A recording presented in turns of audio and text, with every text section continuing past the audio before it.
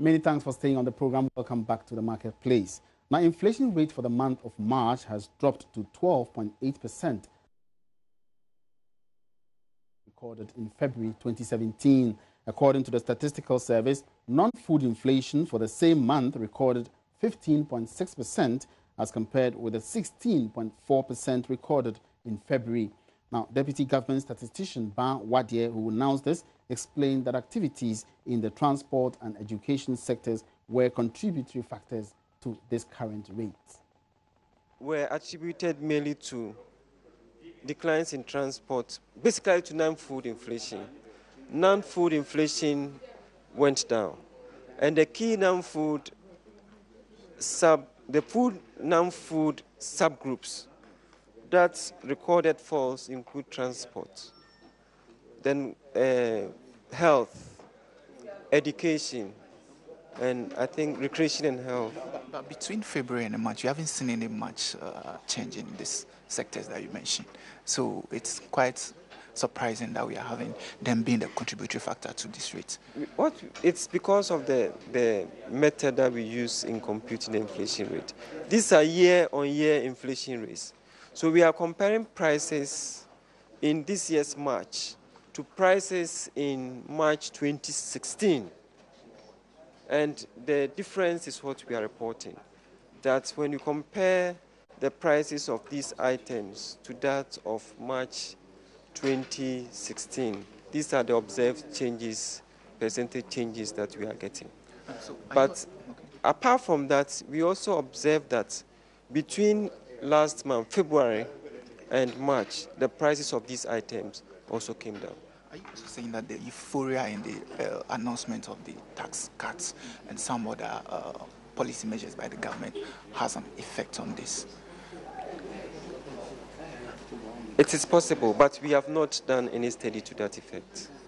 Okay. So now the rates have been reduced, but implementation is a bit, are we going to have any effect in the near future? What we should note is that once the figures are positive, it tells us that prices are still going up. But what the difference is now is the rates. The rates at which the prices are going up is what has slowed a little. But prices are still going up. That is something that we all have to note.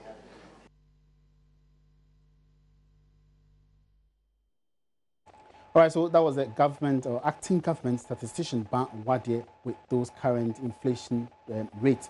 For the moment, we will be talking to an economist to get an explanation further on this, what its implications on the economy is. And but for now, let's talk with Ebenezer Sabuti, who was there present at the meeting where it was announced. He's joined me right here in the studio to give us some more explanation. Ebenezer, you're welcome back. Thank you. Now, so what are the other contributory factors to this inflation rate, apart from the education and the transport sector? Yeah, it's true. Other factors that contributed to the inflation rate includes recreational, culture, and then health. When you hear the government statistician speaks, he's like, we've recorded some price changes within, the periods between 2016 and 2017. That's March 2016 and March 2017 in these sectors. Year on year. Year on year, yeah. So these price changes affected the rate significantly. And he gave us the backgrounds, as you heard it. Transport especially contributed, has been the major contributor. I was wondering, why transport? Does it mean because of the petrol increases in the period? Exactly. Don't forget, between these periods, we had some price changes. There were some reductions in prices on both from the international market and then here because of the deregulation exercise. Some of our OMCs reduced the prices, which even led to some transport commuters calling for a reduction in transport prices, if you could remember. Sure. So these things all affected the price changes, and that's how come we have such a rate. What about the education sector? The education sector, we entered into a new term, on the educational calendar. So, items of books, pens and those stationery materials, prices came down a bit, and it also has an effect on the inflation rate for, March, between February and then March 2017. Regionally, could you tell us a bit about the distribution, Greater Accra region and plus the other regions also? Okay, I think that one, the Ashanti region and Greater Accra region which has always been consistent when it comes to propensity in spending. So the Greater Accra and Ashanti region had the highest inflation rate, whilst the Upper West and Upper East regions recorded the lowest rate. And it's unfortunate that I couldn't capture the right phone number, but you could see that Greater Accra and Ashanti region had the highest number above the national rate. Yes, so it means these regions are still making it to the highest. They are still recording high number of inflation. I know you are not an economist, but looking at the consistent way by which inflation has been dropping for over the past 3 months or so, what do you think about it? I think that it's going to affect the prices of goods we buy or sell in the market. Because if you buy a product of 5 cedis, today when you go to the market, it's likely to come down. And he's like, no, it's not as if prices are not going up. They are going up, but just that the rate at which it's going, it's so low. So you could not feel the effect of the increment, or you could not feel the effect of the reduction. So it's likely to affect the way the prices of goods that we buy from the market. Thank you very much, Ebenezer, for that update. Ebenezer Sabote bringing us up to speed with developments at the press conference held at the Ghana Statistical Service, where the new rate, that's the March inflation rate, has dropped from 13.2 to 12.8%. On the board of GCB has appointed an astute banker and lawyer, Anselm Raymond Sowa, as a new managing director of the bank. He takes over from Mauli Agbeshi, who stepped down as MD of the bank last week. But who is Mr. Sowa?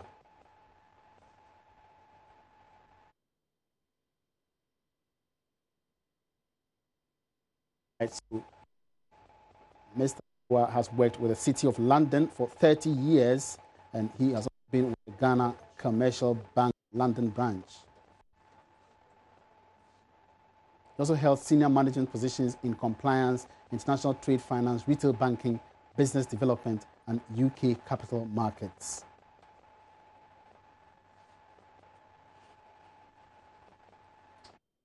All right, so he liaised with James Kapal and Lonro in the sale of shares in the Ashanti Goldfields Corporation.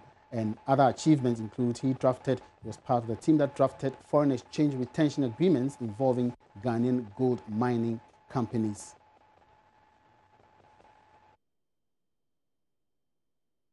He advised Ghana Commercial Bank, Ghana and Social Security Bank, and on the sale of their shares to Ghanaians in the diaspora. So these are some of the achievements of the new MD, which has been appointed by the board of the newly reconstituted board of the GCB Bank here in Accra.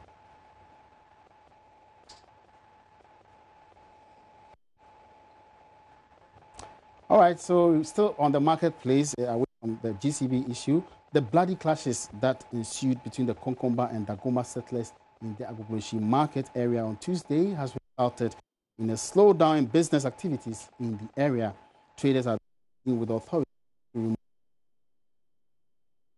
ensure that business returns once again. So the traders shared their predicament with Gifty Ando Apia.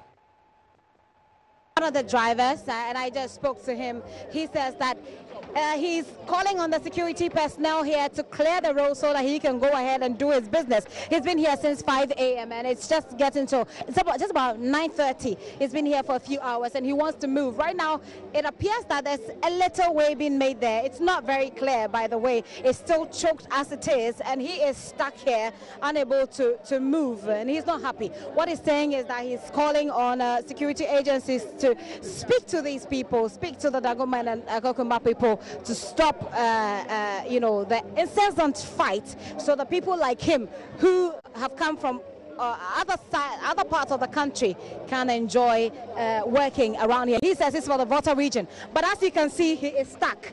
There's nowhere that he can move to, really. Until that side is cleared, there's nowhere that he can move to. Right, it's all about security, and I still got a number of people here to talk to me. This guy is one of the people whose vehicles are stuck right behind us here, and we'll talk to him and find out how long he's been here. You're from saying? How long have you been here today? And 8 o'clock. Yabedu was in Tokyo, in the police for another broke coin. Yabetina Madiati, yes, Ronzi, about Chelsea, Kwombe, Biokwana, make a craving. Na Yakuyi and Yamano. amase se ha no niam no so waka no ye hu se da be niam na gu a ye be ko tie pa ma cha cha se da ha ye no kuom bie kakra bi ma na ka ye ntimi nyanko yi niam no na se da be ye nya nkoka na ye niam no free card mu kra ye pe. So what he's doing is that he's asking the security personnel to, ease the blockade, to remove, move the vehicle some way, somehow, so that they can make their way out. They have loads packed in the vehicle, and those vehicles are packed. The vehicles that I showed you previously, those vehicles are packed. They're looking to move forward and discard the goods that they have so they can go on and do some other business. Now, how is this affecting you? Sisia no said ni say amaye ho akire yenzo ka no yamanfo ka wo mo twa sesi amaye di yendime yi ni ama na anse ankwa sesi ni be wi amaye ho akire abi ka no ma je ka no free nsem ti esira ko mbe bie kwan na amaye nanka wo ma time bi akwo be san de atom kra ka yepe. Okay, that's it. So he's saying that this is affecting their business. They have targets, they have sales targets to meet, and they are asking that the road be cleared for them to be able to meet their sales targets. That's the effect it's having on them. What's your name? Pacho, your friend me ya Mekatri. Misre yempeni fo. Misre omai mum penny fo. Obi obeti mi ajina sa de yesre wom. Omuma asmodwembra. Awfonum obi oda penin bi oda sa nipa mienu ya ntiase nye adwuma wo man mu no omomenti asembra ye nyina ye baako. What she is basically saying is that, look, there are so many vehicles that are choked in here because of what is happening, and the root cause is that two groups of people cannot understand or agree with each other. What she's saying is that she's calling on leadership of the country and leadership of these two groups to make sure that there's peace. They should talk to these people to make sure that they understand and agree with each other so that they can go about their businesses. It's a very passionate appeal that she's making. So this is what is happening here at the Kokoma market near Agboboloshi. We have been to the onion market all the way to the yam market. It is in between the onion market and the yam market that we had the disturbances yesterday. So at the beginning of the onion market, we have a barrier there. All right, so that was my colleague Gifty Ando Apia reporting from the Konkomba market right here in Accra. Away from that, the Chamber of Mines says the best way to tackle the menace of illegal mining is for government to clamp down on mining activities in water bodies. So far, various water bodies have been polluted by the scourge of illegal mining, a development which has seen an acute shortage of water supply across the country. Chief Executive Officer of the Chamber, Suleiman Koni, believes the regulation of the extractive sector is key. Immediately, for example, where you have operatives on water bodies, that should be stopped immediately. As quickly as possible, just make sure, because we really understand what the ramifications are for our livelihood as a people. So as quickly as possible, we need to clear them off the water bodies. And then once you do that, you do an assessment of those who really want to do it and do it properly under the ambit of small-scale mining. And then you help the small-scale miners to actually do it well. There are various, ideas we have actually put together and even discussed with governments, not this, just this government, but even the previous government. We did a study a number of years ago, and it showed that, look, one of the key challenges we have in the small-scale mining segment has to do with the fact that the extent of mineralization of various parcels of land which are actually given out to them are unknown.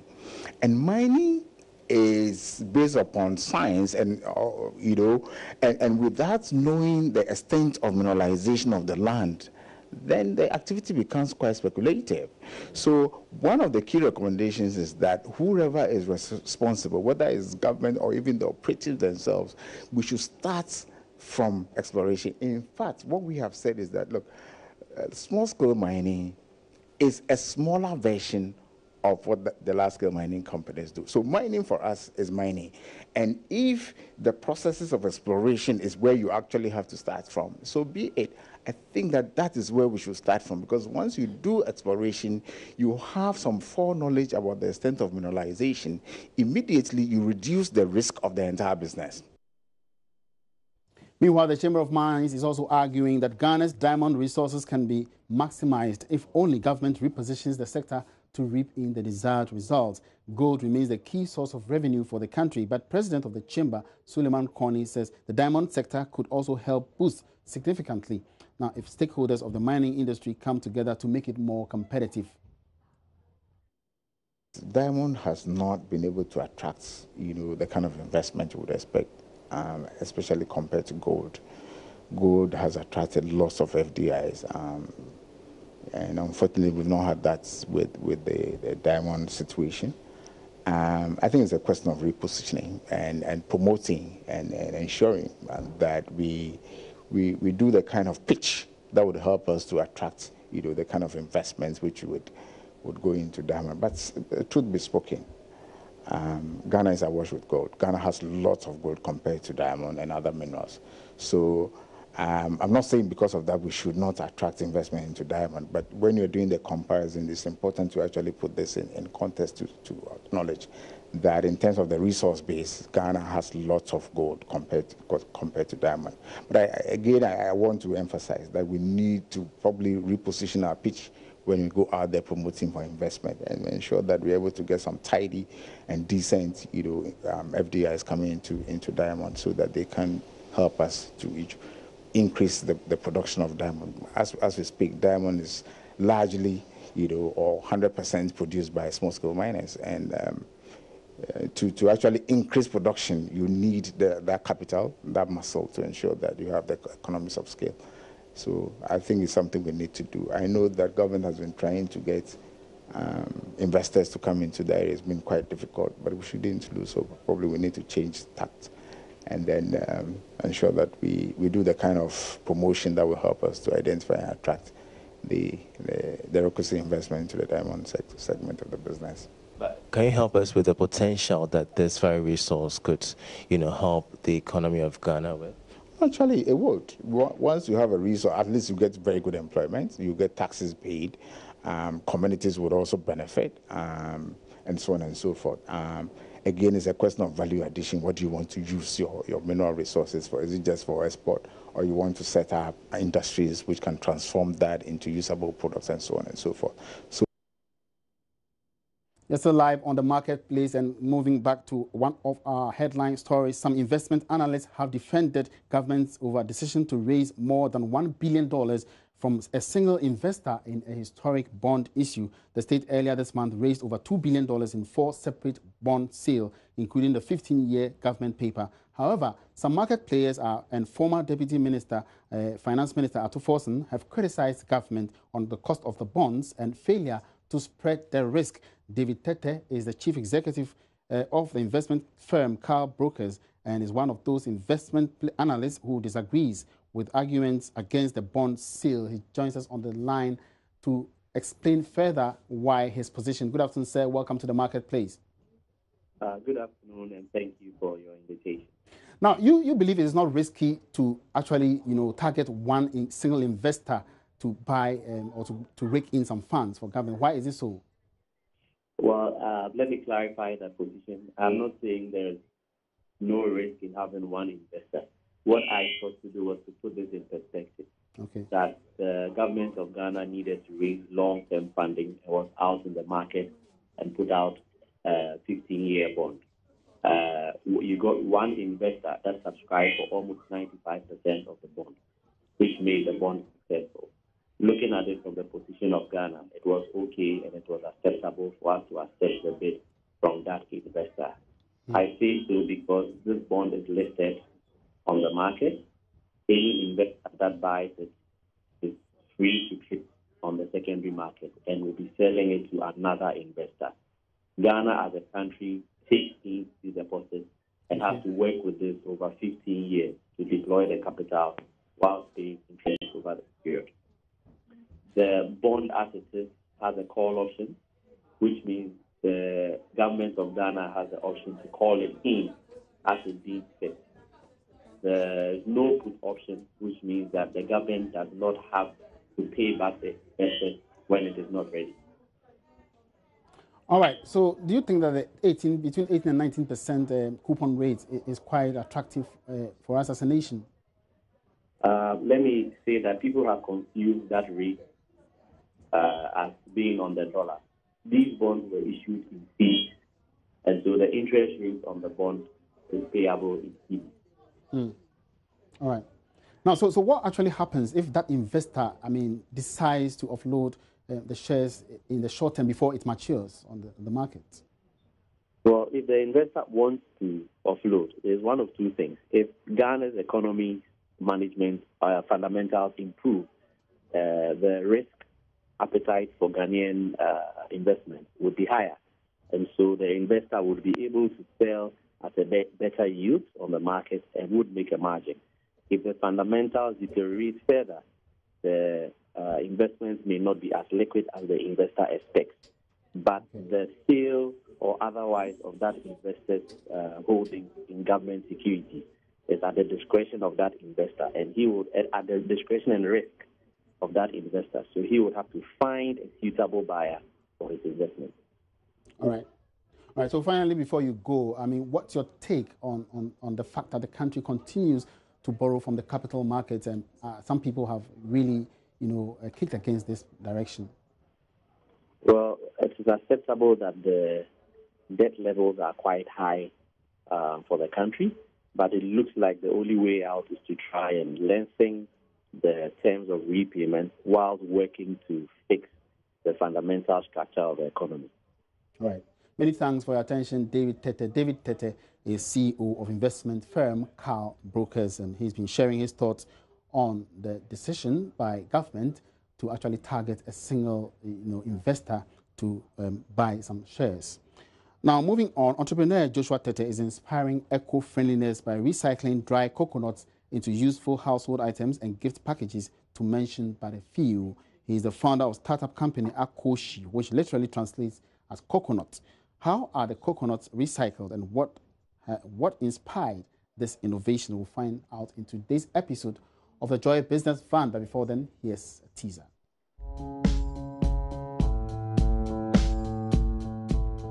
Joshua Tete walks me to his backyard. So this is your backyard? Yes, please. Where all the production takes place? Yes, please. Joshua was introduced to the idea of recycling dry coconuts by his brother. He was already into carpentry, managing his father's sawmill.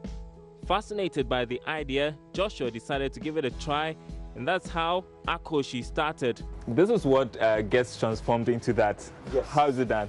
Okay, so after we get the coconuts from the market, we bring it here and we cut it. After the cutting, we scoop the meat out. And with this, I suppose? Yes, with this. Okay. Yes. Okay. And then after cutting, we bring it to the shop for sanding. And it gets transformed into the various products you see here.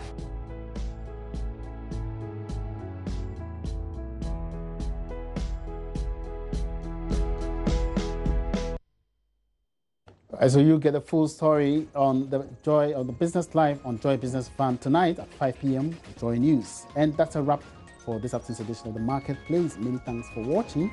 My name is Emmanuel Boaji. Good afternoon.